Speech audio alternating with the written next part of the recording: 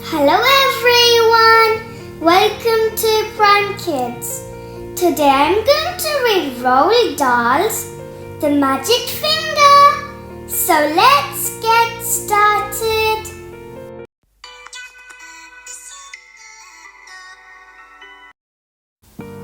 First, let's look at the author and the illustrator of the book.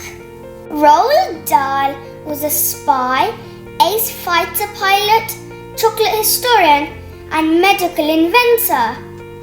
He was also the author of Charlie and the Chocolate Factory, Matilda, the BFG, and many more brilliant stories. He remains the world's #1 storyteller. Quentin Blake has illustrated more than 300 books and was Roald Dahl's favorite illustrator. In 1980, he won the prestigious Kate Greenaway Medal.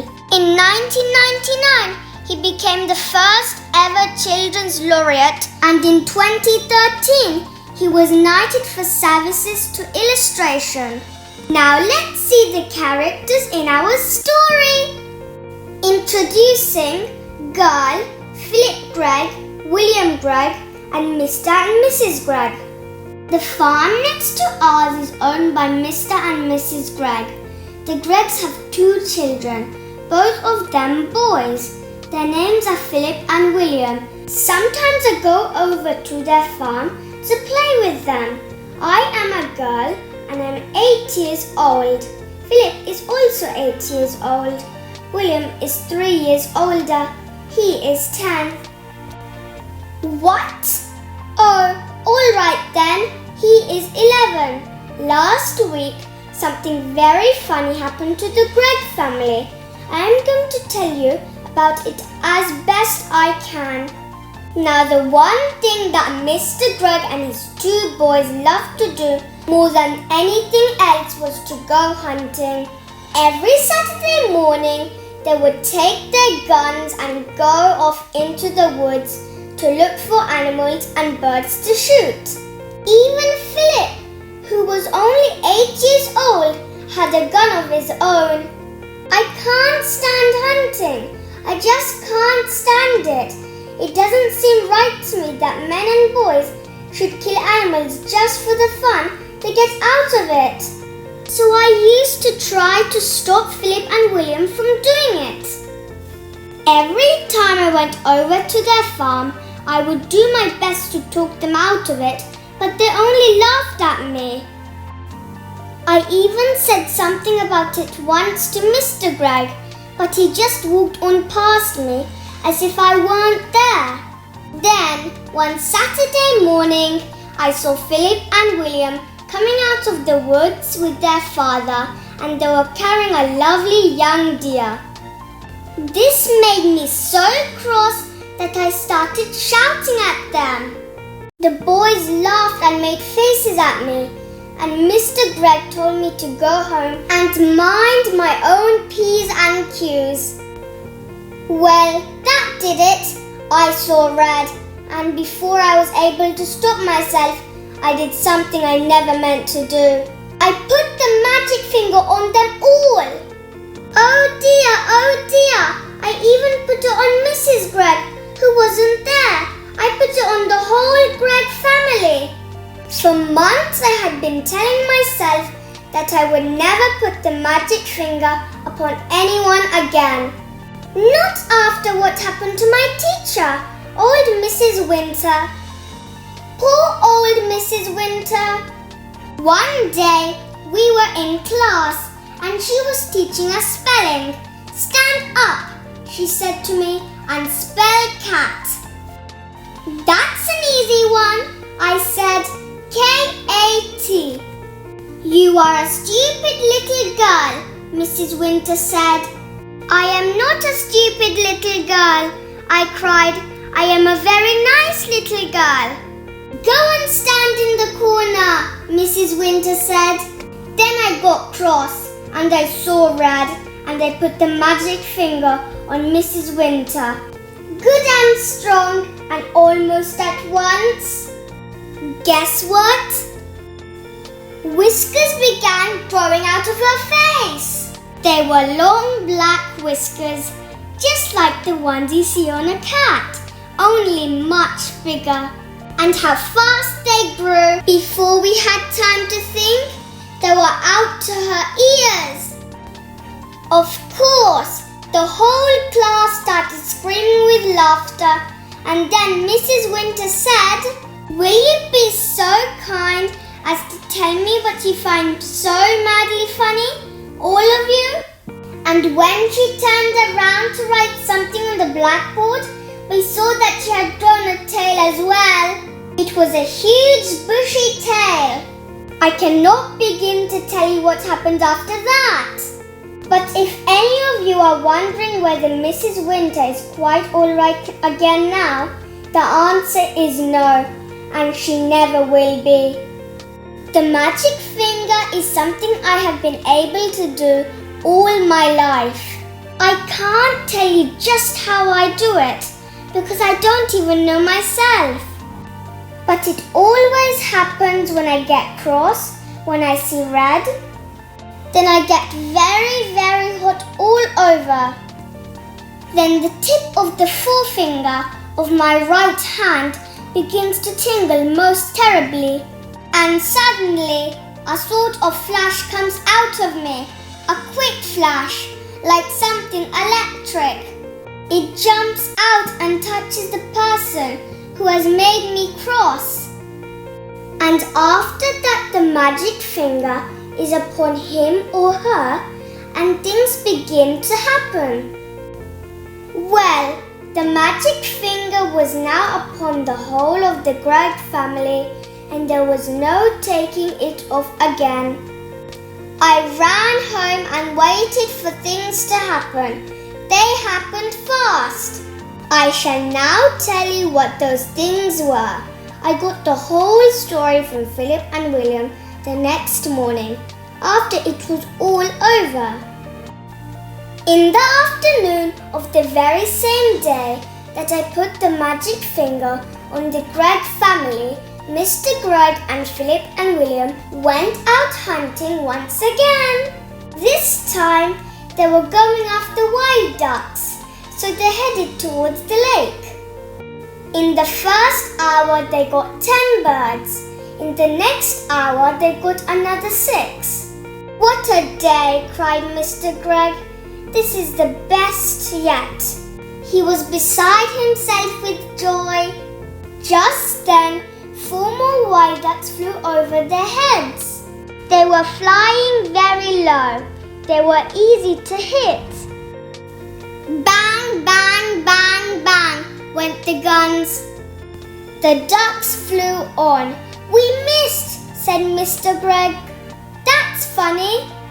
Then, to everyone's surprise, the 4 ducks turned around and came flying right back to the guns. "Hey," said Mr. Gregg, "what on earth are they doing?" "They are really asking for it this time." He shot at them again.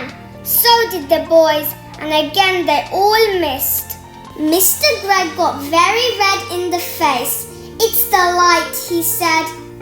"It's getting too dark to see. Let's go home."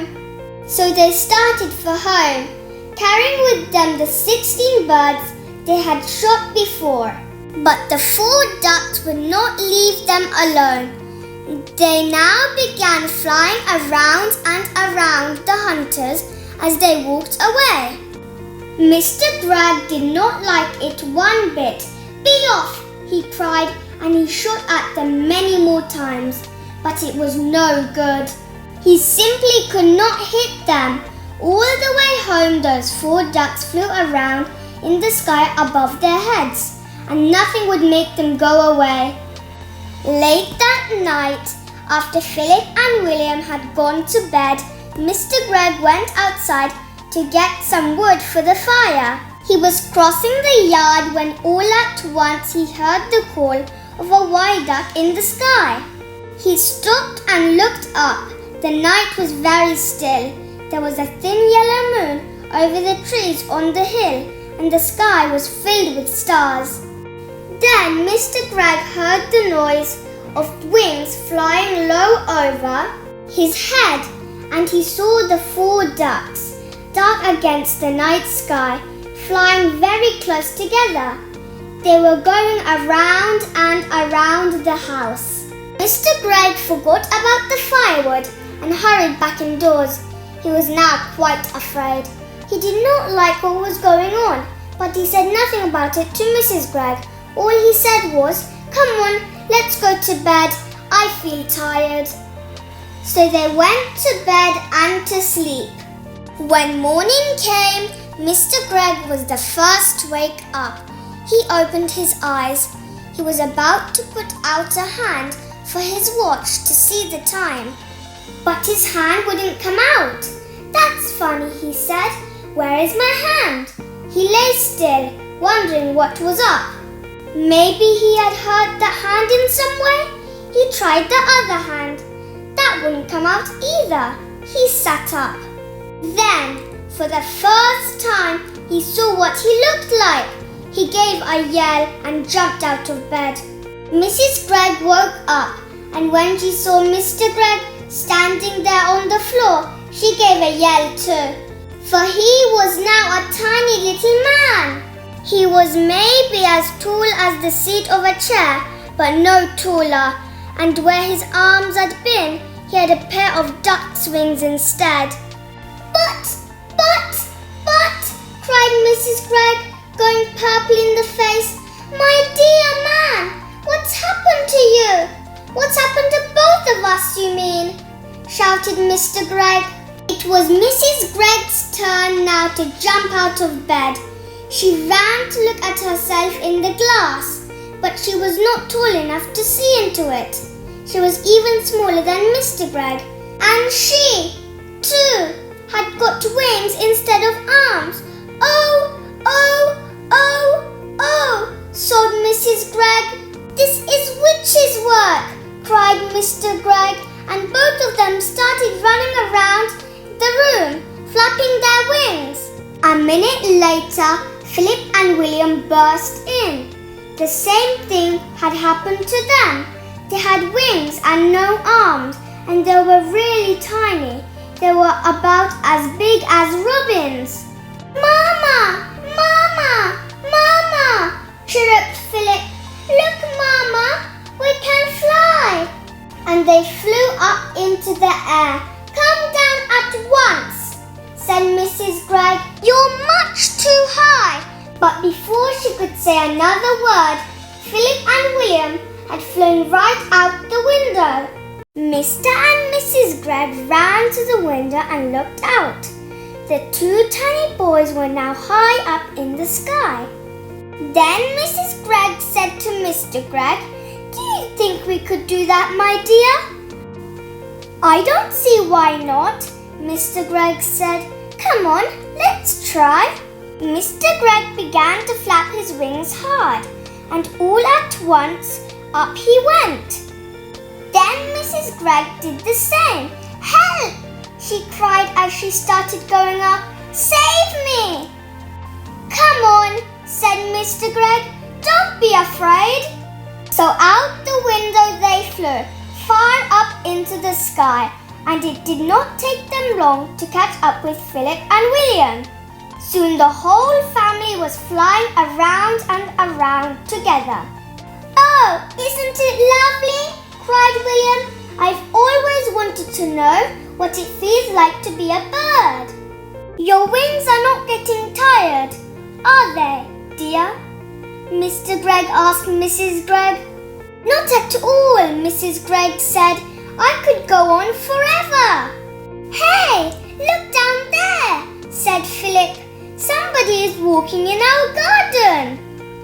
They all looked down, and there below them, in their own garden, they saw 4 enormous wild ducks. The ducks were as big as men, and what is more, they had great long arms like men instead of wings. The ducks were walking in a line to the door of the Greg's house, swinging their arms and holding their beaks high in the air. "Stop!" called the tiny Mr. Greg, flying down low over their heads. "Go away! That's my house!" The ducks looked up and quacked. The first one put out a hand and opened the door of the house and went in. The others went in after him. The door shut. The Gregs flew down and sat on the wall near the door. Mrs. Greg began to cry. "Oh dear! Oh dear!" she sobbed. "They have taken our house. What shall we do? We have no place to go." Even the boys began to cry a bit now. "We will be eaten by cats and foxes in the night," said Philip. "I want to sleep in my own bed," said William. "Now then," said Mr. Greg, "it isn't any good crying. That won't help us. Shall I tell you what we are going to do?" "What?" they said. Mr. Greg looked at them and smiled. "We are going to build a nest." "A nest?" they said. "Can we do that?" "We must do it," said Mr. Greg. "We've got to have somewhere to sleep. Follow me." They flew off to a tall tree, and right at the top of it, Mr. Greg chose the place for the nest. "Now we want sticks," he said. "Lots and lots of little sticks. Off you go, all of you, and find them and bring them back here." "But we have no hands," said Philip. "Then use your mouths." Mrs. Greg and the children flew off. Soon they were back carrying sticks in their mouths. Mr. Greg took the sticks and started to build the nest. "More," he said. "I want more and more and more sticks. Keep going." The nest began to grow. Mr. Greg was very good at making the sticks stick together.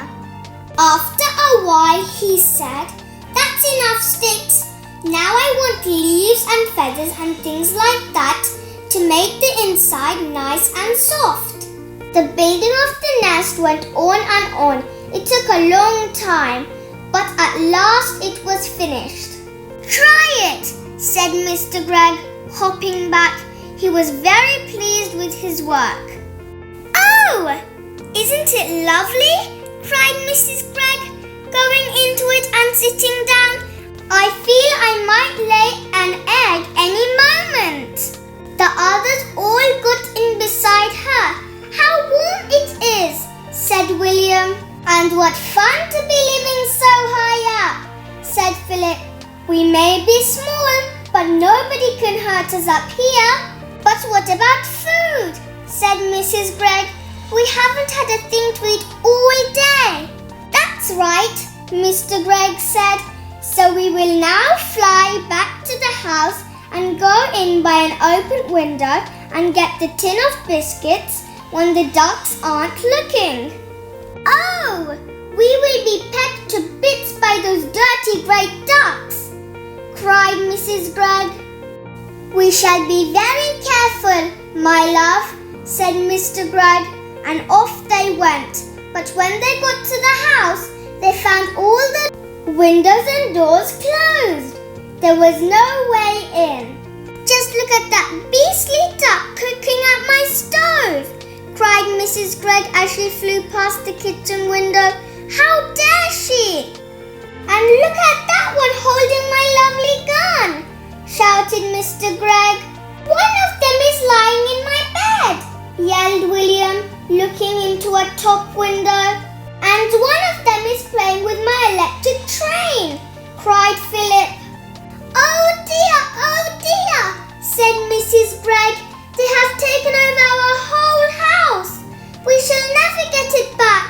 And what are we going to eat?" "I will not eat worms," said Philip. "I would rather die." "Or slugs," said William. Mrs. Greg took the two boys under her wings and hugged them. "Don't worry," she said. "I can mince it all up very fine and you won't even know the difference. Lovely slug burgers, delicious worm burgers." "Oh no!" cried William. "Never!" said Philip. "Disgusting!" said Mr. Gregg. "Just because we have wings, we don't have to eat bird food. We shall eat apples instead. Our trees are full of them. Come on." So they flew off to an apple tree. But to eat an apple without holding it in your hands is not at all easy. Every time you try to get your teeth into it, it just pushes away. In the end, they were able to get a few small bites each. And then it began to get dark. So they all flew back to the nest and lay down to sleep. It must have been about this time that I, back in my own house, picked up the telephone and tried to call Philip. I wanted to see if the family was all right. "Hello," I said. "Quack," said a voice at the other end. "Who is it?" I asked. "Quack, quack." "Philip," I said. "Is that you?" "Quack, quack, quack, quack, quack." "Oh, stop it," I said. Then there came a very funny noise. It was like a bird laughing. I put down the telephone quickly. "Oh, that magic finger," I cried. "What has it done to my friends?" That night, while Mr. and Mrs. Gregg and Philip and William were trying to get some sleep up in the high nest, a great wind began to blow. The tree rocked from side to side, and everyone, even Mr. Gregg, was afraid that the nest would fall down. Then came the rain. It rained and rained, and the water ran into the nest, and they all got as wet as could be. And oh, it was a bad, bad night. At last the morning came, and with it the warm sun. "Well," said Mrs. Gregg, "thank goodness that's over. I never want to sleep in a nest again." She got up and looked over the side. "Help!" she cried. Look down there." "What is it, my love?" said Mr. Gregg. He stood up and peeped over the side. He got the surprise of his life. On the ground below them stood the 4 enormous ducks, as tall as men, and 3 of them were holding guns in their hands. One had Mr. Gregg's gun, one had Philip's gun, and one had William's gun. The guns were all pointing right up at the nest. "No, no, no," called out Mr. and Mrs. Gregg both together. "Don't shoot! Please don't shoot!" "Why not?" said one of the ducks. It was the one who wasn't holding a gun. "You are always shooting at us." "Oh, but that's not the same," said Mr. Gregg. "We are allowed to shoot ducks." "Who allows you?" asked the duck. "We allow each other," said Mr. Gregg. "Very nice," said the duck. "And now we are going to allow each other to shoot you." I would have loved to have seen Mr. Gregg's face just then. "Oh, please," cried Mrs. Gregg. "My 2 little children are up here with us. You wouldn't shoot my children." "Yesterday, you shot my children," said the duck. "You shot all 6 of my children." "I'd never do it again," cried Mr. Gregg. "Never, never, never." "Do you really mean that?" asked the duck. "I do mean it," said Mr. Gregg. "I'd never shoot another duck as long as I live." "That is not good enough," said the duck. "What about deer?" "I'll do anything you say if you only put down those guns," cried Mr. Gregg. "I'd never shoot another duck or another deer or anything else again." "Will you give me your word on that?" said the duck. I will, said Mr. Gregg. "Will you throw away your guns?" asked the duck. I will break them into tiny bits, said Mr. Gregg. "And never again need you to be afraid of me or my family." "Very well," said the duck. "You may now come down. And by the way, may I congratulate you on the nest. For a first effort, it's pretty good." Mr. and Mrs. Gregg and Philip and William hopped out of the nest and flew down. Then all at once, everything went black before their eyes and they couldn't see. At the same time, a funny feeling came over them all and they heard a great wind blowing in their ears. Then the black that was before their eyes turned to blue, to green, to red, and then to gold. And suddenly, there they were, standing in lovely bright sunshine in their own garden, near their own house, and everything was back to normal once again. "Our wings have gone," cried Mr. Gregg, "and our arms have come back. And we are not tiny anymore," laughed Mrs. Gregg. "Oh, I am so glad!" Philip and William began dancing about with joy. Then, high above their heads, they heard the call of a white duck. They all looked up and they saw the 4 birds, lovely against the blue sky, flying very close together, heading back to the lake in the woods. It must have been about half an hour later that I myself walked into the Gregg's garden. I had come to see how things were going, and I must admit I was expecting the worst. At the gate I stopped and stared. It was a queer sight. In one corner, Mr. Gregg was smashing all 3 guns into tiny pieces with a huge hammer. In another corner, Mrs. Gregg was placing beautiful flowers upon 16 tiny mounds of soil, which I learned later were the graves of the ducks that had been shot the day before. And in the middle of the yard stood Philip and William with a sack of their father's best barley beside them. They were surrounded by ducks, doves, pigeons, sparrows, robins, larks, and many other kinds that I did not know. And the birds were eating the barley that the boys were scattering by the handful. "Good morning, Mr. Gregg," I said. Mr. Gregg lowered his hammer and looked at me. "My name is not Gregg anymore," he said. "In honor of my feathered friends, I have changed it from Gregg to Egg." "And I am Mrs. Egg," said Mrs. Gregg. "What's happened?" I asked. They seemed to have gone completely dotty, all 4 of them. Philip and William then began to tell me the whole story.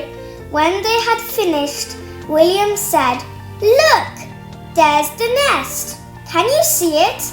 Right up in the top of the tree. That's where we slept last night. I built it all myself," Mr. Egg said proudly. "Every stick of it." "If you don't believe us," Mrs. Egg said, "just go into the house and take a look at the bathroom. It's a mess." They filled the tub right up to the brim. Philip said they must have been swimming around in it all night. And feathers everywhere. "Ducks like water," Mr. Egg said. "I'm glad they had a good time." Just then, from somewhere over by the lake, there came a loud bang. "Someone's shooting!" I cried. "That'll be Jim Cooper," Mr. Egg said. "Him and his 3 boys, they're shooting mad. Those Coopers are, the whole family." Suddenly, I started to see red. Then I got very hot all over. Then the tip of my finger began tingling most terribly. I could feel the power building up and up inside me. I turned and started running towards the lake as fast as I could. "Hey!" shouted Mr. Egg. "What's up? Where are you going?" "To find the Coopers," I called back. "But why?" "You wait and see," I said. "They'll be nesting in the trees tonight, every one of them." The end. Thank you for watching my video. Hope you liked it. And don't forget to subscribe to my channel. Bye bye.